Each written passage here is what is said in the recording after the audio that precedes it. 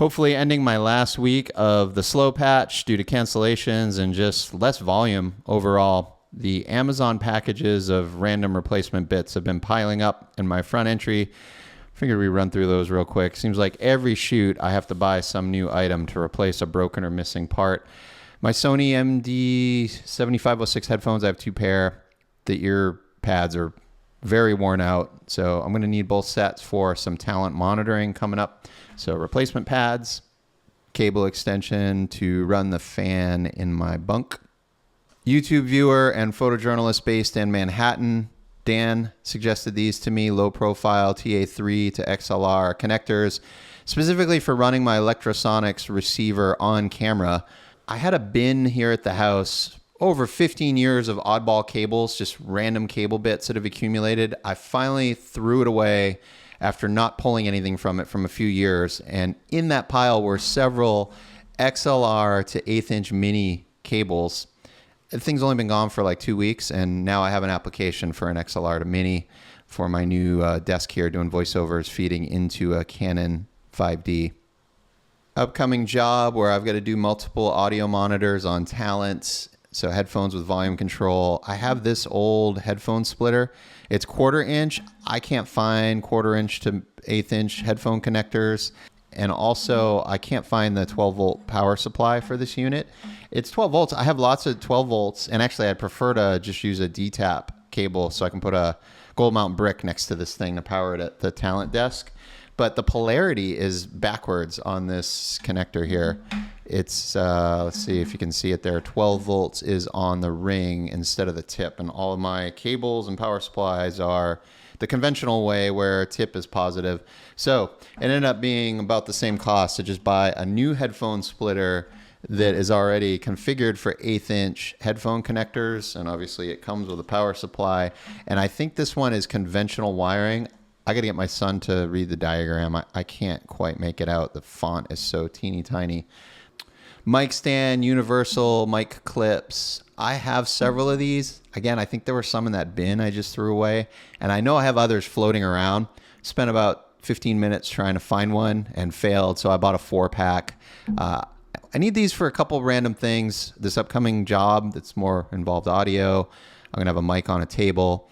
But also when I have to do random press conferences, and I need to do either a floor or a tabletop stand at a lectern, I was lacking a clip. I've been using a rubber band style shock mount, but I want a proper mic clip. 1/8 inch headphone extension. I think this is 25 feet. I have one of these in the van already in my IFB kit for live shots, but I don't have a spare. And my first use will be with this headphone amp.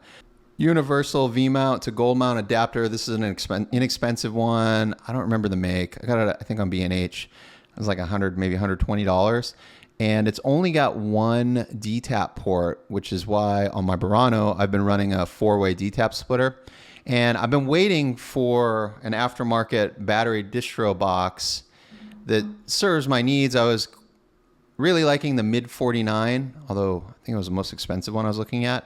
However, all my accessories are D-tap, and I'm not going to be converting to 2-pin and 3-pin. This is a Mauve cam plate, and it's got 2 D-taps, and I just discovered it actually has a 3rd, but it's not accessible. It's obscured by this 2-pin, 3-pin distribution breakout.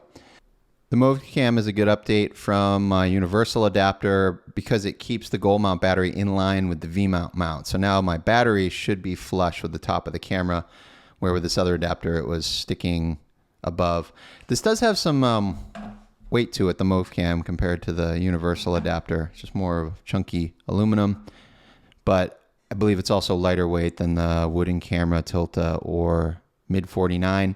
And with the 2 D-tap ports, that should cover the majority of the shoots I'm doing on that camera. You know, most cases I'm going to be running onboard monitor and an audio receiver, or an onboard monitor with a wireless video transmitter. Less likely I'll run all 3 of those items at the same time, but when I do, I can just add that 4-way splitter. My current work van has got over 150,000 miles. Starting to think about what I want to do for my next platform. I don't know if I necessarily need to stay on a van platform.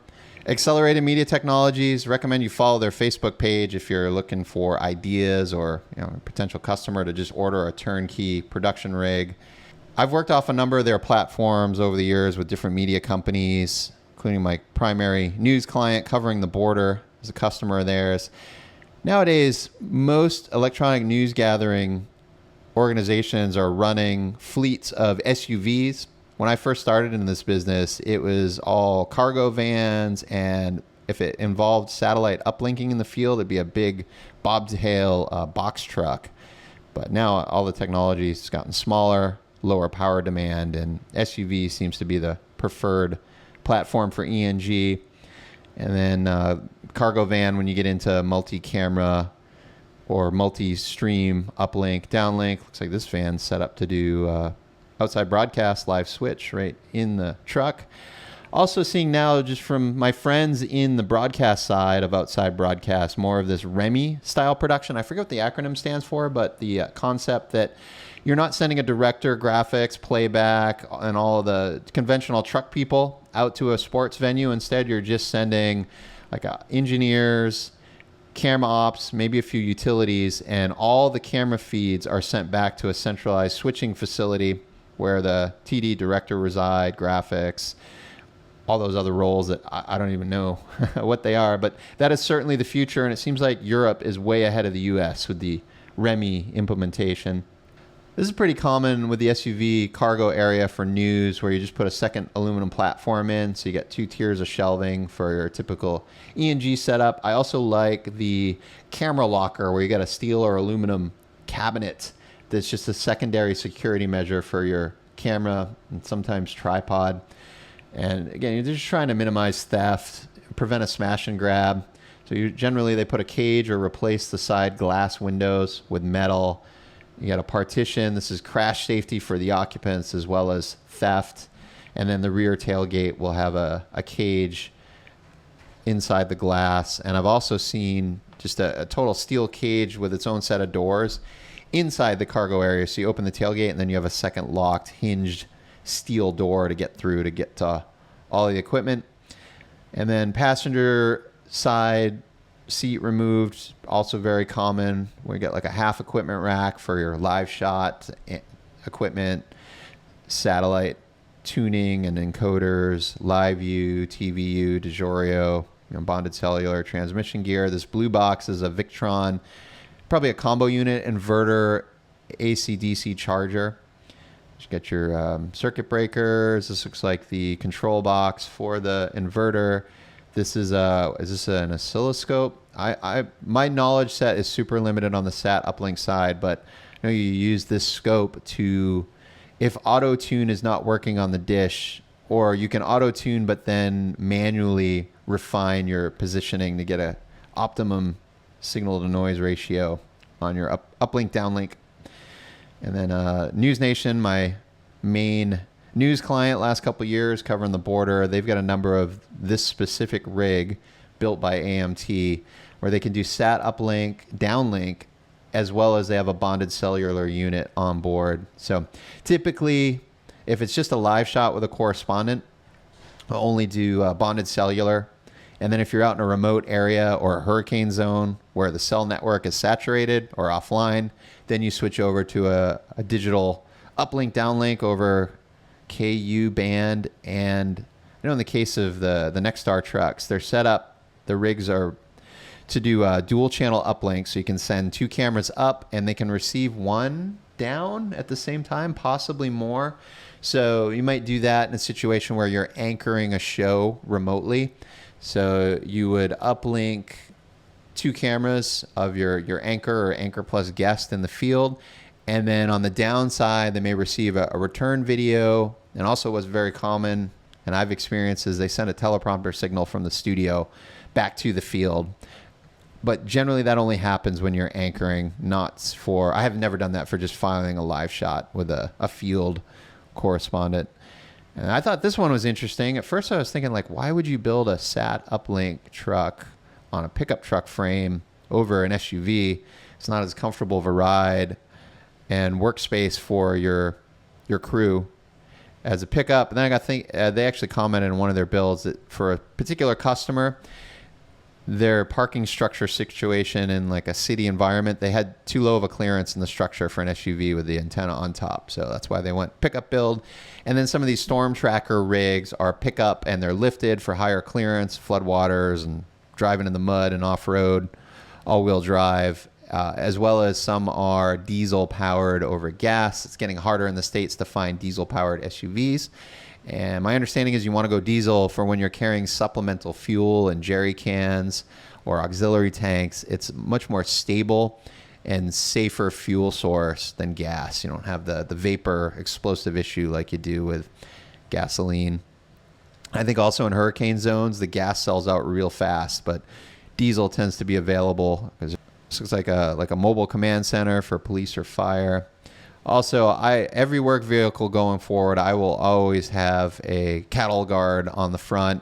The one I have on my current van has already saved me once. I would have lost my radiator. I was at a big venue up in Dallas, and there was a pickup truck loading in staging in front of my van. We were street parked, and I watched him. He had lumber and steel staging in the back of the pickup, tailgate down, and he was reversing, and the lumber went directly towards my front grille and radiator before he stopped, and it made contact with the cattle guard. Cattle guard saved the front end of my truck. I would have been disabled and for sure punctured radiator plus damaged front grille.